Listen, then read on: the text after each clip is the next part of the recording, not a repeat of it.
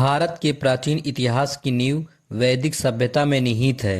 वेद संस्कृत साहित्य का सबसे प्राचीन ग्रंथ है और वैदिक काल से तात्पर्य उस समय से है जब इन वेदों की रचना हुई। यह काल भारतीय संस्कृति, समाज, धर्म, राजनीति और अर्थव्यवस्था की जड़ों को समझने के लिए अत्यंत महत्वपूर्ण है। वैदिक काल को सामान्यतः दो भागों में विभाजित किया जाता है। पहला ऋग्वेदिक काल, जिसे 1500 ईसा पूर्व से 1000 ईसा पूर्व, और दूसरा है उत्तर वैदिक काल 1000 ईसा पूर्व से लेकर 600 ईसा पूर्व तक। नंबर 1, आर्यों का आगमन। आर्यों को वैदिक सभ्यता का रचनाकार माना जाता है। अधिकांश विद्वानों के अनुसार आर्य मध्य एशिया, ईरान, रूस, कैस्पियन सागर के आसपास से भारत आए। वे घोड़ा प्रेमी, युद्ध प्रिय और यज्ञवादी समुदाय थे। इनका मूल धर्म प्रकृति पूजा और देवताओं की स्तुति पर आधारित था। आर्यों ने पहले पंजाब क्षेत्र सप्त सिंधु में बसाव किया, फिर धीरे धीरे गंगा घाटी की ओर बढ़े। नंबर 2, ऋग्वेदिक काल 1500 से 1000 ईसा पूर्व। राजनीतिक स्थिति, समाज जन इकाई पर आधारित था। प्रमुख संगठन, सभा, बुद्धिजीवियों की परिषद, समिति, आम जनता की सभा, विदथ, सैन्य व सामाजिक कार्यों का संगठन। राजा यानी राजन मुखिया होता था, लेकिन उसका अधिकार सीमित था। राज्य सत्ता वंशानुगत नहीं थी, बल्कि जनता की सहमति से शासन चुना जाता था। कर प्रणाली नहीं थी, केवल बलि, स्वेच्छा से अर्पित उपहार मिलता था। सामाजिक जीवन, समाज पितृसत्तात्मक था। स्त्रियों को सम्मान प्राप्त था, उन्हें शिक्षा का अधिकार था। लोपामुद्रा, घोषा, अपाला जैसी स्त्रियां ऋग्वेद में उल्लेखित हैं। वे सभा और समिति में भाग ले सकती थीं। 4 वर्णों ब्राह्मण, क्षत्रिय, वैश्य, शूद्र का भेद बहुत तीव्र नहीं था। आर्थिक जीवन की बात करें तो मुख्य व्यवसाय पशुपालन था, विशेषकर गौपालन। कृषि का महत्व बढ़ने लगा था, लेकिन गौ आधारित अर्थव्यवस्था प्रधान थी। धातुओं का ज्ञान था, ताम्र व रजत का उपयोग करते थे, लौह का प्रयोग नहीं। व्यापार सीमित था, विनिमय प्रणाली पर। धार्मिक जीवन की बात करें, देवताओं का स्वरूप प्रकृति से जुड़ा हुआ था।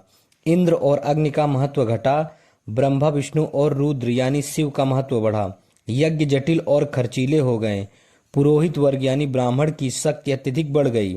उपनिषदों का दार्शनिक दृष्टिकोण उभर कर आया। आत्मा, ब्रह्म और मोक्ष की अवधारणा। साहित्य और संस्कृति की बात करें, वेद 4 वेद हैं, ऋग्वेद, सामवेद, यजुर्वेद, अथर्ववेद। ऋग्वेद में स्तुति और मंत्र हैं, सामवेद में संगीत और गान है, यजुर्वेद में यज्ञ विधि है, अथर्ववेद में जादू टोना, औषधि और लोक ज्ञान। ब्राह्मण ग्रंथ की बात करें तो यज्ञों की व्याख्या, अनुष्ठानिक ग्रंथ। आरण्यक ग्रंथ की बात करें, वन में रहने वाले ऋषियों द्वारा लिखे गए ग्रंथ जिनमें ध्यान और साधना का वर्णन है। उपनिषद की बात करें, दार्शनिक ग्रंथ, आत्मा, ब्रह्म और मोक्ष का विवेचन। उदाहरण है बृहदारण्यक, छांदोग्य, कठोपनिषद। शिक्षा व्यवस्था की बात करें, शिक्षा का केंद्र गुरुकुल था। उद्देश्य केवल ज्ञान ही नहीं बल्कि चरित्र और जीवन शैली का निर्माण भी था। वेद, वेदांग, शास्त्र, संगीत, शिल्प, खगोल, आयुर्वेद आदि पढ़ाए जाते थे। विद्यार्थी ब्रह्मचर्य का पालन करते थे। महत्व और प्रभाव की बात करें, वैदिक काल ने भारतीय संस्कृति की मूल आधारशिला रखी।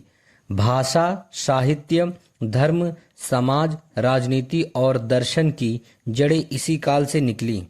वर्ण व्यवस्था, यज्ञ, उपनिषद, दर्शन और गुरुकुल परंपरा का स्थायी प्रभाव भारतीय इतिहास में देखा जाता है। निष्कर्ष, वैदिक काल केवल एक ऐतिहासिक युग नहीं बल्कि भारतीय संस्कृति की आत्मा है। यह काल हमें यह समझाता है कि कैसे मनुष्य प्रकृति पूजक से दार्शनिक विचार की ओर बढ़ा। ऋग्वेदिक काल की सरल जीवन शैली और उत्तर वैदिक काल की जटिल सामाजिक संरचना दोनों मिलकर भारतीय सभ्यता का आधार बनी। आज भी भारत की आध्यात्मिकता, धार्मिक अनुष्ठान, संस्कृति और सामाजिक संरचना पर वैदिक काल की गहरी छाप स्पष्ट दिखाई देती है।